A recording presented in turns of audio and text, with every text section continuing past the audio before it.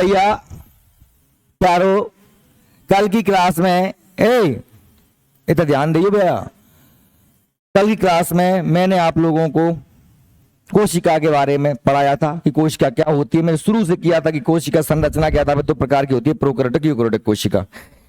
जिसमें केंद्रक वगैरह विकसित नहीं होता वो प्रोकैरियोटिक, जिसमें केंद्रक विकसित होता है उसे यूकैरियोटिक बोलते हैं। प्रोकैरियोटिक कोशिका से केवल एक कोषीय जंतु बनते हैं, जिन्हें मोनेरा संघ के जंतु कहते हैं। क्या कहते हैं? मोनेरा संघ के जंतु। और यूकैरियोटिक कोशिका से एक कोषीय भी होते हैं और बहुकोषीय भी होते हैं। जैसे कि प्रोटिस्टा यूकोषीय और बाकी कवक, पादप, जंतु बहुकोषीय। फिर हमने देखा था कि साहब यूकैरियोटिक कोशिका भी आगे जाके दो प्रकार की होती है, एक तो पादप कोशिका होती है, एक जंतु कोशिका होती है। फिर हमने पूरी कोशिका में कौन कौन से अंग होते हैं, उन अंगों क्या क्या काम होता है, यहां तक देख लिया था। कुछ लास्ट में रह गया था, हम कोशिका के केंद्रक तक पहुंच गए थे। कहां तक पहुंच गए थे? केंद्रक तक। केंद्रक के अंदर क्या होता है, हम आज ये चीज देखने वाले हैं। क्या देखने वाले हैं? केंद्रक के अंदर क्या होता है। कल मैंने आपको पादप कोशिका, जंतु कोशिका के अंतर्गत पढ़ा दिया था। ये मैंने ये लड़क पढ़ा दिया था आप लोगों को ना, ये हम यहां से पढ़ने वाले थे। क्या पढ़ने वाले थे? ये नहीं पढ़ा था पढ़ने, केंद्रक को पढ़ना था। अब जैसे बच्चों आप सभी लोग जानते हैं कि जो केंद्रक होता है, पहले इसको अलग कर देते हैं। देखो ध्यान से सुनना और समझना बात को कि देखिए ये कोशिका है, ओके। ये कोशिका के अंदर ये क्या है बच्चों? केंद्रक है। कोशिका के अंदर क्या है? केंद्रक। ठीक है। आपका हमारा शरीर सबसे कहां से मिलकर बना होता है? कोशिका से। मैंने कल बताया था सबसे छोटी कोशिका, सबसे बड़ी कोशिका, सबसे लंबी कोशिका। इतना ही ध्यान दे, इतना देखा था कि मत करो, नहीं कन पटे में पड़ जाएगा तो सबरी याद है चली जाऊंगी, उसमें बैठना है। जो कोशिका या कोशिका के अंदर केंद्रक, और केंद्रक के अंदर भी एक पदार्थ एक होता है, इसे क्या बोलते हैं हम? केंद्रिका। क्या बोलते हैं? केंद्रिका। इसके अलावा बच्चों इसमें क्या होता है? एक लिक्विड पदार्थ भरा होता है। क्या भरा होता है? एक लिक्विड पदार्थ भरा होता है। ठीक, लिक्विड पदार्थ भरा होता है काय के अंदर? कोशिका के अंदर। और केंद्रक के अंदर भी एक लिक्विड पदार्थ भरा होता है। इस सभी पदार्थ को हम क्या कहते हैं बच्चों? प्रोटोप्लाज्म। क्या नाम दिया था मैंने आपको कल बताया था? इसे हम क्या कहते हैं? क्या नाम दिया था? प्रोटोप्लाज्म। Protoplasm, protoplasm. और प्रोटोप्लाज्म यानी इसे हिंदी में क्या कहा था हमने? जीव द्रव्य। क्या कहा था? जीव द्रव्य कहा था। ठीक। और आपको ये भी बताया था मैंने कि जो जीव द्रव्य दो प्रकार का होता है। एक तो दो बच्चों ये क्या होती है? ये होती है कोशिका झिल्ली। क्या होती है? इसे अंग्रेजी में बोलते हैं अपन क्या? सेल मेम्ब्रेन, कोशिका झिल्ली। और बेटा ये क्या होती है? केंद्रक झिल्ली। ये क्या होती है? ये होती है केंद्रक झिल्ली। केंद्रक झिल्ली। ठीक है बेटा। अब इसके यानी कि कोशिका झिल्ली से लेकर केंद्रक झिल्ली के बीच ये जो भरा हुआ है, इसे बोलते हैं हम क्या? इसे बोलते हैं अपन क्या? कोशिका द्रव्य। क्या बोलते हैं? कोशिका द्रव्य, या अंग्रेजी में से क्या बोलते हैं? साइटोप्लाज्म। क्या बोलते हैं? साइटोप्लाज्म। ठीक, एक चीज हो गई है। और दूसरा हमने कहा था साहब इसके जो अंदर भरा होता है, ये जो अंदर वाला, इसे हम बोलते हैं क्या? केंद्रक द्रव्य। क्या बोलते हैं? केंद्रक द्रव्य। इसको अंग्रेजी में बोलते हैं क्या? न्यूक्लियोप्लाज्म। न्यूक्लियोप्लाज्म ये कहते हैं। ये तो जितने भी कोशिका के अंग होते हैं ना, अरे बेटा ये ध्यान दे, वो कायम पाए जाते हैं इस द्रव्य में ही पाए जाते हैं। चाहे तो बेटा हम यहां बात कर लें, ये इसकी माइटोकॉन्ड्रिया है। क्या है? माइटोकॉन्ड्रिया। इसे क्या कहते हैं अपन? ये क्या है? कोशिका का पावर हाउस। कोशिका का पावर हाउस। यहां पर बच्चों क्या पाए जाते हैं? सेंट्रोसोम। क्या पाए जाते हैं? यहां पर पाए जाते हैं सेंट्रोसोम। क्या पाए जाते हैं? सेंट्रोसोम। सेंट्रोसोम। सेंट्रोसोम क्या काम होता है बेटा? ये कोश के विभाजन के लिए कार्य करती है। एक और मैंने बताया था आपको बेटा, ये इस तरीके से होता है। ये एक जालीनुमा संरचना, क्या होती है? जालीनुमा संरचना। ऐसी ये जालीनुमा संरचना होती है बेटा, इसे हम, ये दो प्रकार की होती है, एक पर दाने दाने पाए जाते हैं। क्या पाए जाते हैं? दाने दाने, ऐसे दाने दाने पाए जाते हैं, ठीक है। और एक होती है चिकनी, इसे हम बोलते हैं, इस जो संरचना है, संरचना को क्या कहते हैं? ईआर। क्या बोलते हैं बच्चों? ईआर। ईआर मतलब इंडोप्लाज्मिक रेटिकुलम अंतःप्रदब्ध जालिका। इसका काम मैंने बताया था कि इस पर ये वाले जो दाने होते हैं क्या बोलते हैं अपन? राइबोसोम। इन दानों को क्या कहते हैं अपन? राइबोसोम। राइबोसोम क्या बोलते हैं? इसका काम होता है प्रोटीन निर्माण करना। क्या होता है? प्रोटीन। और चिकना जो ईआर होता है, ये चिकना ईआर, इस पर क्या होता है? बसा का संश्लेषण। क्या होता है? बसा का संश्लेषण, ठीक। ये मैंने कल आपको चीजें बता दी थी।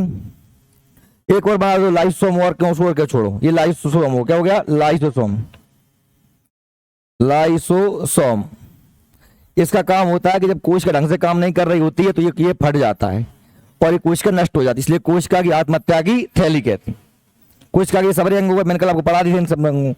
अब हम बात कर रहे हैं कहा कि ये जो हिस्सा है इसे बोलते हैं हम क्या? केंद्रक। ये क्या है? केंद्रक है।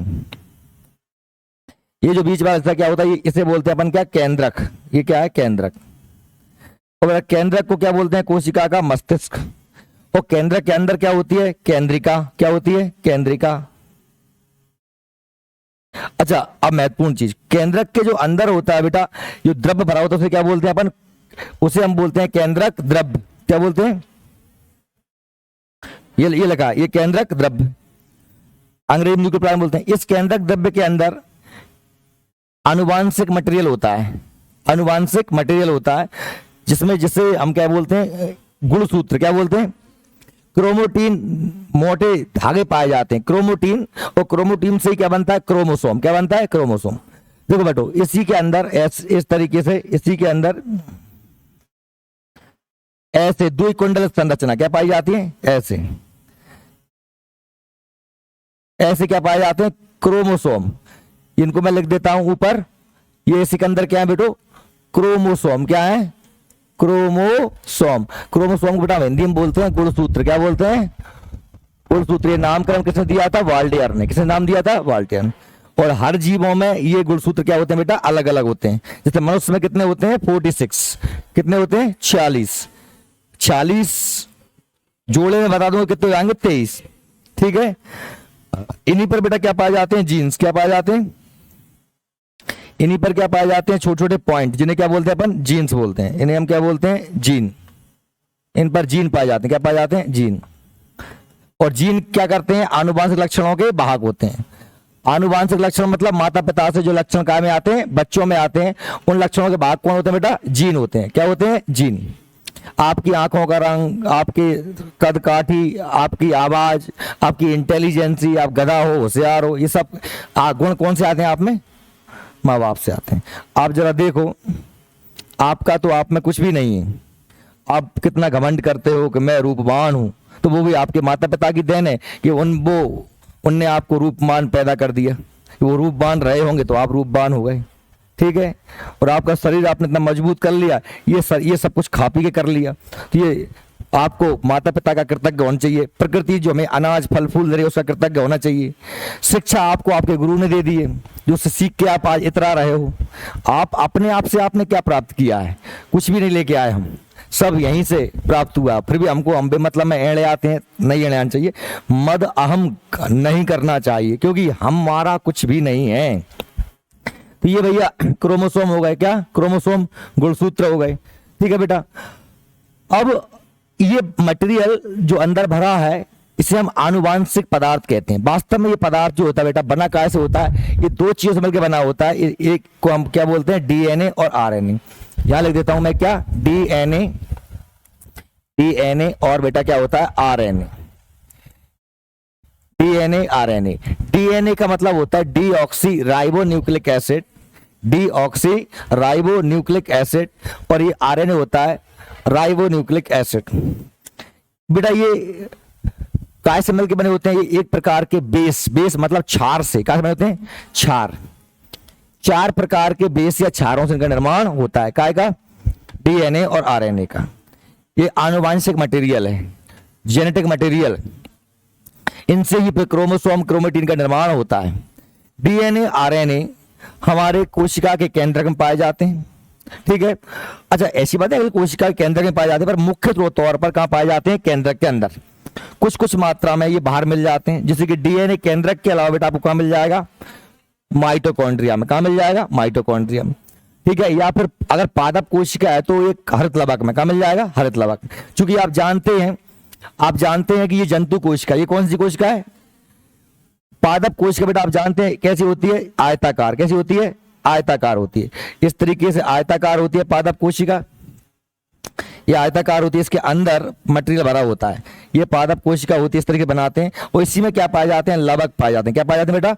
लवक पाए जाते हैं। लवक 3 प्रकार के होते हैं, वर्णी, अवर्णी और हरित लवक। हरित लवक क्लोरोप्लास्ट जिसे बोलते हैं, इसी कारण ही पौधे का रंग कैसा होता है? हरा होता है, ठीक है। क्लियर? तो ये जो होता है, इसमें हमने कहा कि इसमें लवक पाए जाते हैं। क्या पाए जाते हैं? लवक। और ये लवक होते हैं ना बेटा, लवक में भी क्या पाए मिल जाता है हमको? डीएनए मिल जाता है। केंद्रक में तो डीएनए होता ही है, पर लवक में और होता है, माइटोकॉन्ड्रिया में भी होता है। क्योंकि माइटोकॉन्ड्रिया दोनों में होती है, जंतु में, पादप कोशिका में। हम ये कह रहे हैं कि डीएनए आपको कहाँ मिलता है? केंद्रक, केंद्रक के अलावा माइटोकॉन्ड्रिया और लवक में मिलता है, ठीक है। आरएनए जो हमें बेटा कहाँ मिलता है? केंद्रक में तो मिलता ही है, केंद्रक में तो मिलता ही है, पर साथ साथ में कहाँ मिल जाता है? इन राइबोसोम में। कहाँ मिल जाता है? इन राइबोसोम। राइबोसोम में कुछ जीव द्रव्य में ले जाने का काम करता है। तो आप याद रखें, आरएनए केंद्रक के साथ साथ कायम पाया जाता है राइबोसोम। क्लियर हो गई? अब हम जब डीएनए की बात करते हैं तो डीएनए में 4 प्रकार के क्षार होते हैं। काय में? डीएनए मैं बात कर रहा हूं। डीएनए में 4 प्रकार के क्षार होते हैं। कौन कौन से होते हैं? एडिनिन, एक होता है एडिनिन बेटा, एक होता है, दूसरा होता है गुआनिन। क्या होता है? गुआनिन होता है। और तीसरा होता है क्या? थाइमिन। क्या होता है? थाइमिन होता है। और चौथा होता है साइटो। क्या होता है? साइटोसिन। साइटोसिन। ये 4 प्रकार के क्या होते हैं? क्षार। क्षार मतलब बेटा क्या होता है? बेस। अंग्रेजी में से बेस कहते हैं। अगर आप नहीं समझ पा रहे हो अभी भी तो मैं बता रहा हूं, अम्ल और क्षार समझते हो ना? खट्टी चीज क्या होती है? अम्ल होती है। और कड़वी चीज क्या होती है बेटा? क्षार होती है। आपने साबुन देखा है? साबुन क्षार होता है, साबुन क्षार होता है। और नींबू क्या होता है? अम्ल होता है, ठीक है। लिटमस पेपर इसको हम चेक करते हैं बेटा। ये यहाँ का टॉपिक नहीं है, ये टॉपिक काय का है? केमिस्ट्री का है। काय का टॉपिक है? केमिस्ट्री का टॉपिक है। अच्छा, इसको हम केमिस्ट्री के अंतर्गत अच्छे से डिटेल से पढ़ने वाले हैं वहां पर। फिर भी आप समझ लीजिए कि पीएच मान का निर्धारण कैसे होता है? अम्ल और क्षार के आधार पर ही होता है। यदि कोई वस्तु अम्लीय है, ये मैं आपको देखो, मुझे ऐसा लग रहा है कि मैंने वो उन चित्रों से अच्छा ये चित्र बना दिया है। नहीं, कितना अच्छा लग रहा है? नहीं, तारीफ कर झूठी कर दो, नहीं कर रहा है, मत करो। देखो तो ये हमारा अब मैं बता रहा था आपको बस डीएनए और आरएनए में क्या अंतर होता है बेटा। यहां पर बस क्या हो जाता है बताओ? थाइमीन की जगह ये जो बेटा थाइमीन है ना, थाइमीन इसमें या थाइमीन जाए क्या जाता है? यूरेसिल आ जाता है। क्या जाता है? यूरेसिल। बस इतना अंतर होता है। डीएनए आरएनए में क्या अंतर होता है कि डीएनए में होते हैं एडेनिन, गुआनिन, थाइमिन, साइटोसिन। और आरएनए में क्या होता है? थाइमिन की जगह एरुसिल क्यों आ जाता है? यूरेसिल आ जाता है, ठीक है बेटा, ये आ जाता है। ओके, चलो आगे अपन बात करते हैं। तो यही सब लिखा है। अब इसको मैं आपको इसी को पढ़ा देता हूं। देखो आप जरा समझना।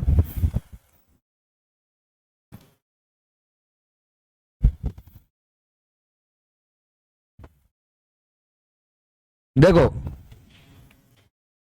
यही लिखा है केंद्रक। मोली बात नहीं कर। इसके अंदर गाढ़ा अर्ध तरल द्रव्य होता है। काय के अंदर? जो उठा पटक मत कर, पढ़लंदा पे सब देखते हैं। कछु गिर गया हो ना, जैसे मान लो पढ़त में कहूँ किताब गिर गई, कोई रजिस्टर गिर गया कोई को नीचे, तो आके जे को गिर गया बाय टेंशन होना चाहिए, बाय बाय देना चाहिए, उठा रखना चाहिए। बागो दिमाग जहां से भटके तो चलता है, लेकिन नहीं, अगल बगल बारे पूरे दिखे मैंने क्या हो गया? मतलब जे अब बहुत बड़ा काम होगा। इतना इम्पोर्टेंट पढ़ाई की बात चल रही है, बरस्टर दिखने लगता है कैसे उठाएगी कैसे धरेगी। अगर मान लो चलती क्लास में कोई एंटर हो जाए आ जाए तो ये सब इम्पोर्टेंट टॉपिक छोड़ के उसको देखेंगे, वो कैसे आ रहा है, कहाँ जा रहा है, कहाँ बैठ रहा है। मैं तो चला रहा हूँ, ध्यान दो, तो नहीं दे रहे, लेकिन समझो तो प्यारो ऐसे काम नहीं चलता बच्चों। देखो बात नहीं करो, इधर ध्यान दो। देखिए केंद्रक, मैं केंद्रक की बात कर रहा हूं। केंद्रक इसके अंदर गाढ़ा अर्ध तरल, आधा तरल थोड़ा गाढ़ा अर्ध तरल द्रव्य होता है जिसे केंद्रक द्रव्य कहते हैं। मतलब हम क्या कहते हैं, न्यूक्लियोप्लाज्म। क्या बोलते हैं अंग्रेजी में, न्यूक्लियोप्लाज्म। डीएनए तथा आरएनए इसी के अंदर निहित होते हैं, इसी के अंदर होते हैं। पढ़ा समझा दी बेटा ना आपको।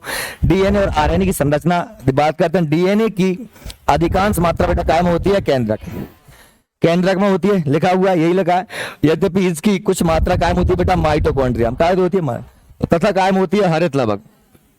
हरित लवक बेटा कायम होता है पौधों में, होता है कायम होता है पौधों में। इसी कारण पत्तों का रंग कैसा होता है, हरा होता है। भी मिलती है। डीएनए पॉलीन्यूक्लियोटाइड होता है, मतलब पॉलीन्यूक्लियोटाइड मतलब इसमें बहुत सारे बेस मिले होते हैं। डीएनए में कौन कौन से क्षार हैं, क्षार अंग्रेजी में बेस बोलते हैं। डीएनए उपस्थित चार प्रकार के होते हैं। कौन कौन से होते हैं बेटा, एडेनिन, गुआनिन, थाइमिन और साइटोसिन। बस आरएनए में अंतर हो जाएगा, साइटोसिन अपना थाइमिन हट जाएगा, इसकी जगह क्या आ जाएगा, यूरेसिल। चलिए आगे देख लीजिए। सन 1953 में जे.डी. वॉटसन एवं क्रिक ने डीएनए की द्विकुंडल संरचना मॉडल दिया। इन्होंने ये कहा कि जो डीएनए होता है वो दो कैसे पाया जाता है, दो कुंडलों में पाया जाता है, जोड़े में, कायम पाया जाता है, ऐसे एक दूसरे में क्या रहता है, कुंडलित रहता है। तो ये कह रहे हैं क्या, कौन ने ये मॉडल दिया है, वॉटसन एवं क्रिक ने। काय का, डबल हेलेक्स मॉडल, डीएनए का डबल हेलेक्स मॉडल, द्विकुंडलित मॉडल। हिंदी में द्विकुंडलित, अंग्रेजी में डबल हेलेक्स। ये किसने दिया बेटा, ये दिया वॉटसन और क्रिक ने दिया है। ठीक है, डबल हेलेक्स मॉडल प्रतिपादित किया। इसके लिए उन्हें सन 1962 में नोबेल पुरस्कार भी मिला था। क्या मिला था, नोबेल प्राइज। नोबेल पुरस्कार आप जानते ही हैं, विश्व का सबसे बड़े पुरस्कार में से एक है नोबेल पुरस्कार। नोबेल पुरस्कार 6 क्षेत्रों में मिलता है। कितने क्षेत्रों में, 6। अल्फ्रेड नोबेल जिन्होंने डायनामाइट की खोज करी थी, विस्फोटक की, उनकी याद में दिया जाता है। ये स्वीडिश के थे, कहाँ के थे, स्वीडन के। स्वीडन के एक वैज्ञानिक जिन्होंने डायनामाइट बनाया था और डायनामाइट से उन्होंने बहुत पैसा कमाया था। उस पैसे को बैंक में जमा कर दिया, उसके ब्याज से 8 साल शिक्षा के क्षेत्र में, साहित्य के क्षेत्र में, फिजिक्स के, केमिस्ट्री के क्षेत्र में, चिकित्सा के क्षेत्र में, इकोनॉमी के क्षेत्र में हर साल नोबेल पुरस्कार का वितरण किया जाता है। ठीक है बच्चों। डीएनए सभी आनुवांशिक क्रियाओं का संचालन करता है। आनुवांशिक क्रिया आप जानते हैं, जो कि माता पिता से बच्चों में आते हैं, उन्होंने क्या बोलते हैं, आनुवांशिक क्रिया बोलते हैं। जीन इसकी क्या होती है बेटा, इकाई। जीन को हिंदी में पैतृक बोलते हैं। क्या जीन, जीन का जो नाम दिया था वो किसने दिया था, जॉनसन ने। किसने दिया था, जॉनसन। यह प्रोटीन संश्लेषण को नियंत्रित करता है, क्योंकि प्रोटीन संश्लेषण को कंट्रोल करता है।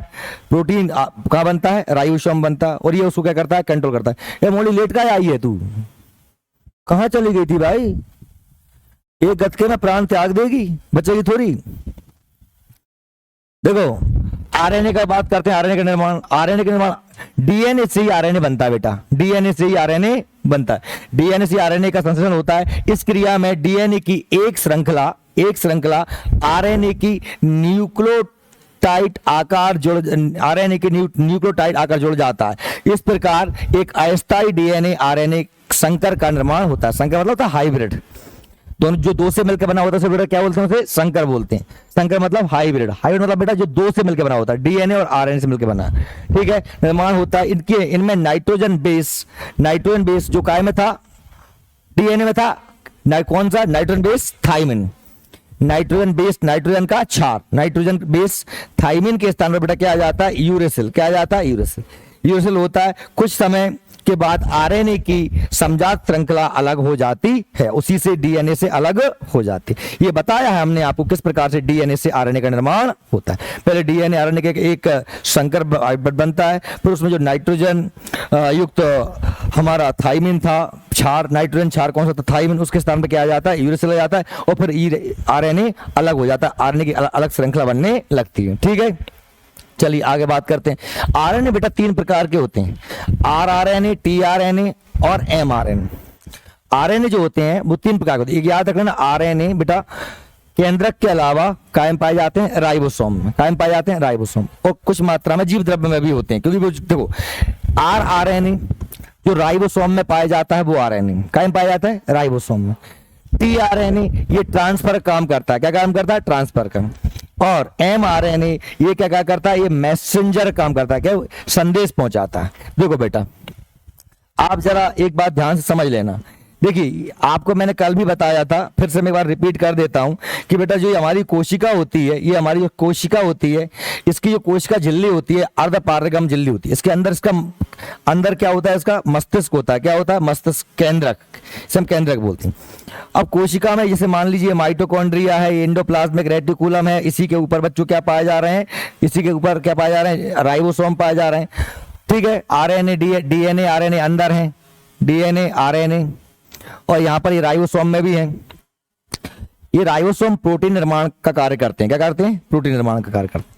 अब बेटा सारा काम भोजन बनाना या अपना प्रजनन करना या अपने आप अंदर से चीजें बाहर निकालना या अंदर करना, ये सारे काम कोशिका अपने काम खुद कर लेती है। तो मैंने क्या कहा था कि ये कार्यात्मक इकाई है, संरचनात्मक इकाई है, बताया था आपको, कल ही बताया था। ये अपने आप में सारे काम कर लेती है, ये किसी पर आश्रित नहीं है, स्वावलंबी नहीं है। तुम भाई ना कि तुमसे खुद की जो है खाना खा के तुम थाली नहीं धो पाओ, अपने कपड़ा नहीं धो पाओ, धो ले तो स्वावलंबी हो। नहीं भाई तुम्हें भाई पे बैठो बैठो मोबाइल चलाते हैं, भाई चाय चाहिए पलंग पे, मम्मी चाय ले आओ, अपनी चाय खुद लेके आओ, खुद बना के पियो। सीखो कुछ कोशिका से, सारे काम करती है अपनी बेचारी। अब कैसे करती है? इस तक चीजें अंदर कैसे आती हैं, किससे चीजें बाहर कैसे जाती हैं? तो बेटा ये काय के थ्रू होता है, ये सब होता है इस कोशिका झिल्ली के थ्रू, ये अर्धपारगम होता है। इस तक चीज कौन लेके आता है बेटा? रक्त लेके आता है। कौन लेके आता है? रक्त। कौन लेके आता है? रक्त लेके आता है। रक्त जानते हो, खून, सब अपना रुधिर, लहू, शोणित, ये सब रक्त के नाम है, रक्त के, ब्लड। ये बेटा देखो रक्त आएगा तो रक्त क्या लेके आता है? रक्त आपका क्या लेके आएगा? ग्लूकोज लेके, क्या लेके आएगा? ग्लूकोज लेके आएगा। आपने रोटी खाई, रोटी में क्या पाया जाता है? ग्लूकोज। क्या लेके आता है बेटा? प्रोटीन लेके आता है। प्रोटीन सॉरी क्या लेके आएगा? अमीनो अम्ल। क्या लेके आएगा? अमीनो अम्ल। क्या लेके आता है? अमीनो अम्ल। बेटा अमीनो अम्ल क्या होता है? प्रोटीन का छोटा रूप होता है। क्या होता है? अमीनो अम्ल। और क्या लेके आएगा? ग्लिसरीन लेके, क्या लेके आएगा? ग्लिसरीन लेके आएगा, ग्लिसरीन लेके आता है। और क्या लेके आएगा? ये तो होगा भोज्य पदार्थ। और क्या लेके आएगा? रक्त, ऑक्सीजन। क्या लेके आएगा? O2। क्या लेके आएगा? O2। ये ग्लूकोज, अमीनो अम्ल, ग्लिसरीन, ये आपने खाया, पेट में पचा, उससे बनते हैं। रोटी से ग्लूकोज, दाल से, भजियन से कमल अमीनो अम्ल, और बसा घी तेल से ग्लिसरीन। ये पचा के मिल जाता है। और ऑक्सीजन कहां से आ जाता है? सांस लेता है, फेफड़े में जाता है हवा, और खून आता है हृदय से धड़क के फेफड़े तक, और फेफड़े से वो क्या, उसकी जो आरबीसी होती है, क्या होती है? आरबीसी, वो ऑक्सीजन को अपने साथ ले जाती है। रक्त पहुंचता है कोशिका के पास, यहाँ घंटे बजाता है ट्रेन। केंद्रक पूछता है कौन है? उसने कहा मैं रक्त हूं। क्या लेके आए? उन्होंने कहा साहब ग्लूकोज लेके आए, अमीनो अम्ल लेके आए, ग्लिसरीन और ऑक्सीजन लेके आए। ठीक है बेटा अंदर आन दो। अंदर आ गया। ये जो ग्लूकोज होता है बेटा, ये पहुंचता है कहाँ? माइटोकॉन्ड्रिया के पास, और इसमें साथ में क्या पहुंच जाता है? ऑक्सीजन। तो यहाँ पर क्या हो जाता है? C6H12O6 प्लस O2, ये मिलते हैं ग्लूकोज और ऑक्सीजन। ये ग्लूकोज और ये क्या है? ऑक्सीजन। और बनता क्या है? H2O माने पानी प्लस CO2 कार्बन डाइऑक्साइड, और बेटा क्या बनती है? ऊर्जा। क्या बनती है? ऊर्जा। किस रूप में? ATP के रूप में। इसलिए हम इसे क्या कहते हैं? ये ऊर्जा देता है, इसलिए से क्या कहते हैं? कोशिका का पावर हाउस।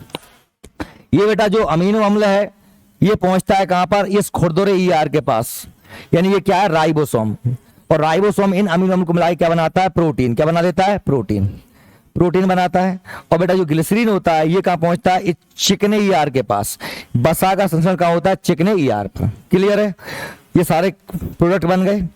बाद में अब ये CO2 बनी या H2O बना, इसको वापस रक्त में मिला दिया जाता है। पानी को और कार्बन डाइऑक्साइड को क्या मिला दिया जाता है, रक्त को दे दिया जाता है। रक्त इधर आया था, कुछ दे गया, यहां से वापस कुछ ले गया। और आप जानते हैं रक्त वापस आएगा हृदय में, हृदय से पहुंचेगा कहाँ, किडनी में, किडनी में छनेगा, छन के क्या अलग हो जाएगा बेटा, क्या अलग हो जाएगा, पानी अलग हो जाएगा। क्या अलग हो जाएगा, पानी। और पानी आप मूत्र के माध्यम शरीर से बाहर निकाल दोगे। और बेटा जब हृदय रक्त वापस कहाँ आएगा, फेफड़े में आएगा, तो यहाँ पर CO2 फेंक देगा और ऑक्सीजन को वापस ले लेगा। तो CO2 आप नाक से बाहर फेंक दोगे। ये हमारा सिस्टम चलता रहता है ना।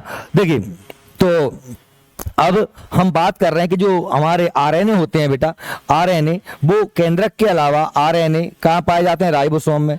लेकिन RNA मैंने आपको बताया कितने प्रकार के, 3 प्रकार के। कितने बार बताएं, 3 प्रकार के। अब ये 3 प्रकार के RNA उसमें पहला RNA कौन सा है बेटा, rRNA। ये लिखा है राइबोसोम मंडल RNA, राइबोसोम पर लगे रहते हैं जो प्रोटीन संश्लेषण में सहायता करते हैं। ये वाले जो काय पर लगे थे, राइबोसोम, ठीक है। दूसरा tRNA, ये प्रोटीन संश्लेषण में विभिन्न प्रकार के अमीनो अम्ल को राइबोसोम पर लाते हैं जहां प्रोटीन बनता है। समझ में आ रही मेरी बात। देखिए ये जो क्या करते हैं, ये जो है विभिन्न प्रकार के प्रोटीन्स को, विभिन्न प्रकार के अमीनो अम्ल को कौन कहां लेके आते हैं, इसके पास ट्रांसपोर्टेशन का काम कर रहे हैं। तो ये क्या है, ट्रांसफर RNA, क्या है, ट्रांसफर RNA। और लास्ट में हमने कहा कि साहब केंद्रक के बाहर विभिन्न आदेश, केंद्रक जिनसे आदेश देता है, आदेश मतलब सूचना, सूचना माने मैसेज, सूचना माने मैसेज। तो ये जो मैसेज mRNA, ये केंद्रक के बाहर विभिन्न आदेश लेकर अमीनो अम्ल तक चुनने में मदद करता है। यानी ये केंद्रक का मैसेज पहुंचाता है सभी तक, केंद्रक का मैसेज पहुंचाता है कौन, mRNA। M माने मैसेज RNA। तो rRNA राइबोसोम पर पाए जाते हैं। tRNA क्या होते हैं, ये प्रोटीन को चुनकर कहां लेके आते हैं, राइबोसोम तक लेके आते हैं। और mRNA क्या काम करते हैं बेटा, mRNA जो होते हैं वो केंद्रक के आदेशों से पता करते हैं कहां पर कितना अमीनो अम्ल है, वो सूचना सबको देते हैं, ठीक है। तो मैसेंजर RNA हो गया, क्लियर बेटा। अब इसके बाद में लास्ट देख लीजिए, DNA और RNA में हम अंतर देखते हैं। क्या देखते हैं, DNA और RNA में अंतर देखते हैं। इसमें डीऑक्सी शर्करा है, डीऑक्सी, मैंने क्या कहा था, DNA का पूरा नाम क्या होता है, डीऑक्सी राइबोन्यूक्लिक एसिड। इसमें जो शर्करा है, इसमें जो ग्लूकोज है वो किस प्रकार का बेटा, डीऑक्सी। शर्करा माने ग्लूकोज, इसमें डीऑक्सी राइबोज शर्करा होती है। और इसमें कौन सा, इसमें शर्करा कैसी होती है, राइबोज। इसका नाम क्या होता है, राइबोन्यूक्लिक एसिड। एक पहला अंतर तो यही हो गया। इसमें शर्करा कार्बोहाइड्रेट कैसा होता है, डीऑक्सी। इसमें कैसा होता है, केवल राइबो। इसमें डीऑक्सी राइबोज शर्करा, इसमें केवल राइबोज शर्करा, ठीक है। इसमें बेस एडेनिन, ग्वानिन, थाइमिन और साइटोसिन होते हैं। बेस मतलब क्षार, कौन कौन होते हैं, एडेनिन, ग्वानिन, थाइमिन और साइटोसिन। और इसमें कौन सा होता है, इसमें बेस थाइमिन की जगह क्या आ जाता है बेटा, अकेला यूरोसिल। क्या आ जाता है, यूरोसिल। थाइमिन की जगह क्या आ जाता है, यूरोसिल आ जाता है। और यह मुख्यतः कायम पाया जाता है बेटा केंद्रक में। DNA मुख्यतः कायम पाया जाता है केंद्रक में। यह केंद्रक एवं कोशिका द्रव्य दोनों में पाया जाता है। मैंने कहा देखो केंद्रक में तो है ही, पर कोशिका द्रव्य में वो जो mRNA और tRNA, rRNA का पाया जाता है राइबोसोम में। समझ में आई क्या मेरी बात, क्लियर है ना। चलिए ये हमारा एक पार्ट कंप्लीट होता है। अभी जब